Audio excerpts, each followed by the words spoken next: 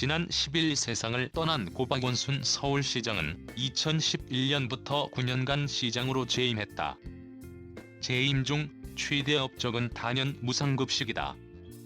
박 시장이 작고한 뒤 지난 14일 열린 서울시 본회의장에서 서윤기 서울시 의원이 정리해 낭독한 그의 업적 중에서 가장 먼저 등장한 것도 바로 무상급식이다. 2011년 11월 초등학교부터 시작된 무상급식은 점차 확대 시행돼 2021년부터는 학교급과 관계없이 서울시 내에선 전면 실시할 계획이다.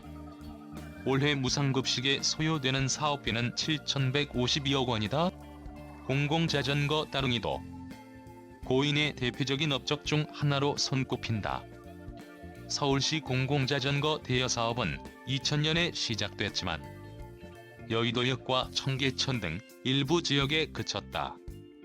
이후 고인의 재임기인 2015년 10월에 스마트폰 어플리케이션 시스템과 결합되며 접근성이 좋아졌고 신촌과 여의도 등 유동인구가 많은 지역으로 확대 실시됐다.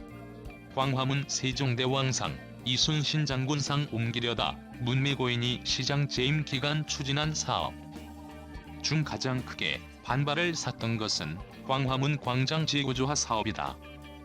지난해 1월 서울시는 이 사업의 국제 설계 공모전 결과를 발표했는데 세종대왕상과 이순신 장군상을 이전하는 내용이 포함돼 거센 반발을 불렀다.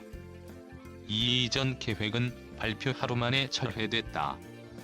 그러다 올해 2월 서울시는 수정안을 발표했는데 경복궁과 광화문 광장 사이에 있는 사직로는 존치하되 10차선인 세종대로를 6차선으로 줄인다는 것이었다.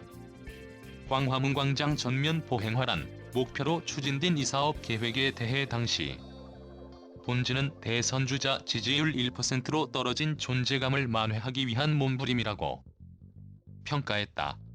서울로 7017로 명명된 서울역 고가도로 개보수 사업은 지역 상권 침체와 교통 불편 등 거센 반발을 뚫고 결국 2017년 5월 완료됐다.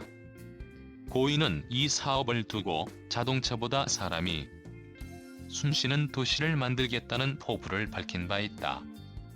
2013년 3월 서울역 고가도로를 철거하기로 했다가 이듬해 4월 뉴욕에 하이라인처럼 공원으로 바꾸는 것을 기본 콘셉트로 해서 진행됐는데 공원 치고는 앉아 쉴 곳이 마땅치 않은 형편이다.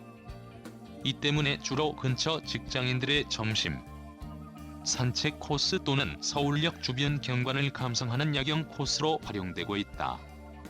공원이라기보다는 예쁜 육교라는 평판이다. 재개발 막아놓고 여의도, 용산 개발 시도고 있는 재개발, 재건축에 대해서는 지극히 소극적인 행보를 보였다. 2018년 서울연구원이 발표한 보고서에 따르면 서울의 총 683개 정비구역 중 정비사업이 추진되는 곳은 261개이고 393개 구역은 정비구역 해제 결정이 났다. 재개발이 중단된 것이다. 부동산업계에서는 고인이 내세운 서울시 뉴타운 출구 전략이 서울시 주택 공급 물량을 크게 낮췄다는 평가다. 서울 시내 노후한 저층주택 밀집 지역을 그대로 놔둔 채굴인 벨트를 해제하자는 주장이 여권에서 나왔다는 것도 앞뒤가 맞지 않는다. 3기 신도시는 경기와 인천에 건설된다. 재개발에 부정적이던 고인은 지난 2018년 7월에는 여의도와 용산을 개발하겠다고 발표해 논란을 사기도 했다. 당시 고인은 리카뉴 세계도시상 수상을 위해 싱가포르에 머물던 중이었는데 현지에서 여의도를 통째로 개발하겠다며 서울역과 용산역 사이 철로를 덮어 그 위에 쇼핑센터와 공원 등을 조성하겠다고 발표했다. 곧바로 여의도, 용산 일대 부동산값이 급등하자 한 달 뒤 고인은 한방에 개발하겠다는 게 아니라 종합적 도시계획을 말한 것이라며 물러서기도 했다.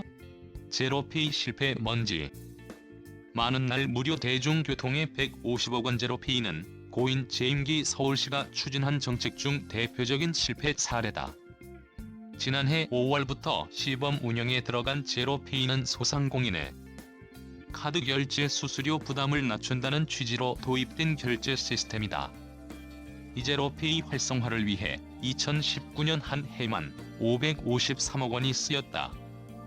고인은 생전에 이제 신용카드의 시대는 가고 제로페이 시대가 올 것이라고 장담했지만 통신 오류, 조작의 번거로움 등 소비자 불편이 지속되면서 외면을 받고 있다.